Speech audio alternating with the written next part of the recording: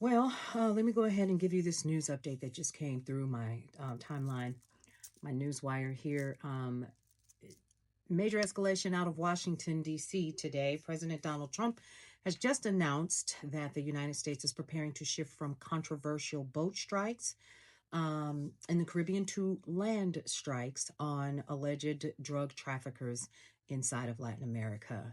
So this is bold and dangerous, the most dangerous declaration of military intent we've seen from this administration yet. And I don't know about y'all, but sometimes I'm just sitting here and I'm working on other things, and I'm like, this doesn't stop, right? Like it just doesn't. So let's break down what he said, okay? And who he's targeting and what this means for global stability, because at the end of the day, it's about the safety of millions. So, speaking to reporters, he declared that the U.S. will begin land-based operations against drug producers and traffickers, quote, very soon. He went further, warning that any country where drugs are made is subject to attack. And now he explicitly named Venezuela and Colombia, an unprecedented threat, essentially placing parts of Latin America in a declared U.S. strike zone. Um, so why right now? Boat strikes already sparked outrage and legal scrutiny right now because of these U.S. anti-drug boat strikes in the Caribbean, killing civilians, including a Colombian fisherman, prompting legal experts um, to warn of possible war crimes, retaliation from foreign governments.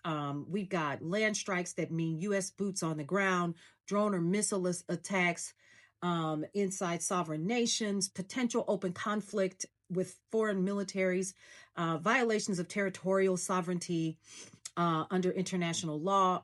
Listen, Venezuela and Colombia are not passive targets, okay? Venezuela has already accused the U.S. of plotting to seize its oil by force. They've already sent that over to OPEC, right?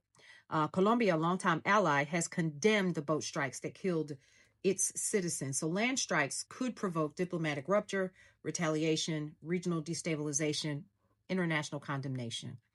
Um, and so this regional fallout, y'all, it's already starting. So earlier this week, Venezuela sent an emergency letter to OPEC, and OPEC Plus warning the U.S. is preparing to use lethal military force to seize its oil reserves.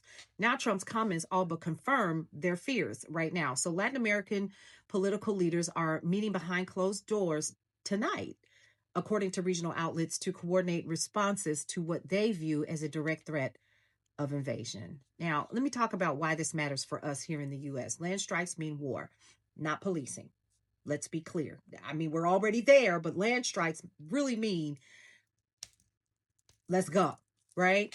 Economic conflict is another one with Venezuela or Colombia. Disrupt global oil markets, drive gas prices up, trigger sanctions and counter sanctions, impair U.S. trade relations across the hemisphere. Um, and we're talking also about a humanitarian crisis because we're already living in one, right? So civilian casualties, mass displacement, refugee waves in the Caribbean and the U.S. We're going to talk about how a lot of these people from said countries ended up here, but that's another topic for another day. And there's also a legal firestorm that's going on right now. Defense Secretary Pete Hegseth is facing scrutiny over the legality of those boat strikes, and head admiral that laid down was like, that's not it.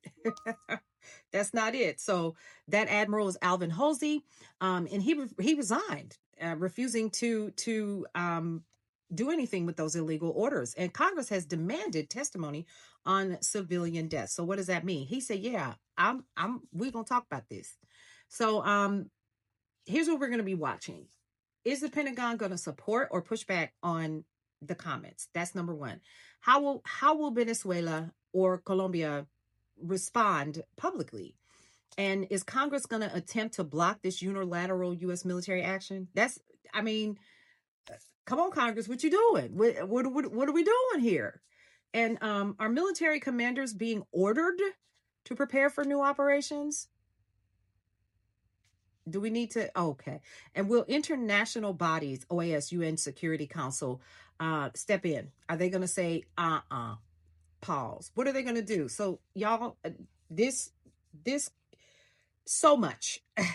And this is moving so fast, and the stakes couldn't be higher. So what we're going to continue to do is keep our ear to the grind. And when I get, because I don't know if you all are hearing the dings, those are my folks talking to me and let me know what they're getting. So yeah, for more news and information that you can always use, head over to brownstoneworldwide.com, Cityscape Radio, and you guessed it, Brownstone Living Magazine. We'll see you around.